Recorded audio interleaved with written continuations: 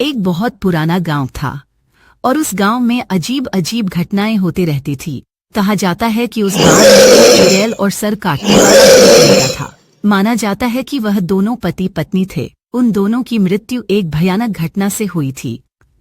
कहा जाता है कि उसकी पत्नी अपने घर के रसोई में खाना बना रही थी और गैस लीक होने के कारण गैस फट गया और घर में आग लग गई और वह जलने लगी।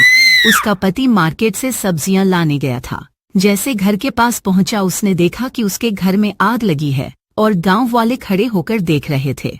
कोई बचाने का कोशिश नहीं कर रहा था। वह दौड़ते हुए अपने अपने घर की ओर अपनी पत्नी को बचाने के लिए गया। अंदर घुसते ही उसे आंख की लपटों ने उसे लपेट लिया और दोनों जल के मर गए। उसका कोई अंतिम संस्कार नहीं किया, जिस कारण वह अंधेरा होते ही गांव में घूमने लगता था और अजीब अजीब आवाज निकलने लगता था। जैसे ही घर के बाहर कोई निकलता था, उसे दबोच लेता था और उसको सर को अलग कर देता था। और उसे घटना के बाद सभी लोग उसे गांव में जाने से डरते थे। सब लोग बोलते थे कि उसे गांव में सर कटा बहुत रहता है। और जैसे ही